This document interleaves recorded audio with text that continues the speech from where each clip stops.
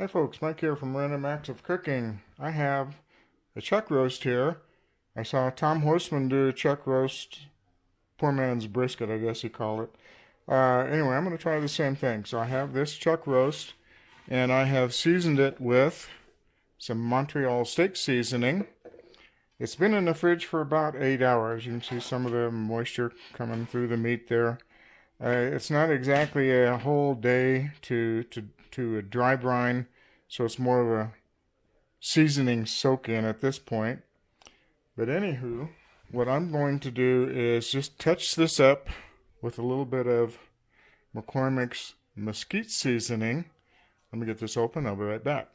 The Grill Mates mesquite seasoning is kind of a sweet, smoky aroma to it. And that's what I want to try to go with on this. But I don't want to over season it since I already have the Montreal steak seasoning. So just put a light coat of this all around, all sides. Alright, light coating. We'll leave this sit here for a little bit, get up to a little bit more room temperature. It's been out of the fridge now for maybe about 15 minutes, but we'll get a little more time. I'm going to go outside and get the Masterbuilt Gravity 560 all set up and ready. So, see you outside. Okay, folks, I have the Masterbuilt up to set point at 250. I'm 240. It's going to move around there for a little bit. I have actually a water tray. Can't see it, but it's way over here on the side. Got that in there, so here's my hunk of meat. I'm going to put the internal probe in, and I have my ThermoPro. I have my meat probe for the ThermoPro. We'll stick that in there. So we get two indications of that. This hunk of meat is going to go on the shelf, and that's where that is going to set for the next several hours while I adjust my camera. Alright, that's going to sit there for a few hours, maybe 4 or 5. Then later, when I get to a certain point, maybe 150, 60 degrees on the meat, I have a pan that I'm going to put underneath here with some potatoes and onions. I'll put the meat in with it. Maybe not. Anyway, I'll put the pan underneath with the potatoes and onions, let it cook some more, and I'll just kind of play it by ear after that. So, see you in a little bit. Okay, it's been, I don't know how long, maybe about 3-4 hours. Temp's still holding at 250. And just a few minutes ago, I put in my pan with the onions and potatoes with a little bit of olive oil mixed around on it, and just some seasoned salt. And we'll let those get in there. Our meat temperature is 149 right now. So we'll let that get going up. Maybe I'll put the meat in here and wrap it up a little later. I don't know. I haven't decided yet, so see you in a while. Okay, we've been cooking a little over 7 hours. Internal temperature is up to 200. So first thing we got to do is get these probes out.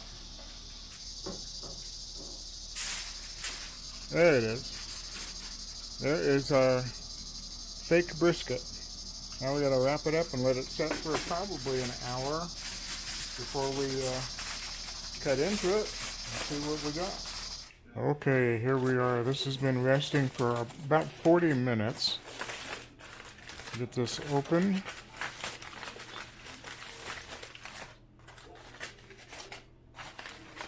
Ooh, man, that smells good, and that looks really good too. Alright, let me get it on the plate and we'll get it ready to cut it open. Alright, I don't know if I mentioned it, but I pulled this at a temperature of 200, give or take a couple, and let it rest for 40 minutes. So let's see what we got here. I don't know which way any of the grain is going.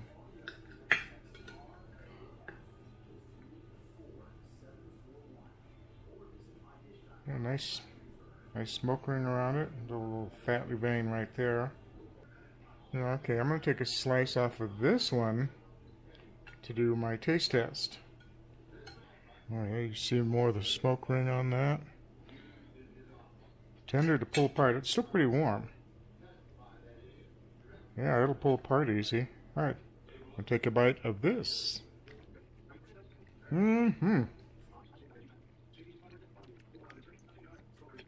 That was really good, really good. Probably not quite as juicy as a brisket, but it's got the flavor. That's what I was looking for. Brisket flavor. I gotta stop eating this so I can go edit the video. This is really, really good. I think I paid almost $5 for this whole roast. Well worth it. Gotta get ready for dinner now. Actually, I'm gonna give half of this to our neighbor since he has to put up with the aroma of all the cooks that I do because the wind blows in his direction.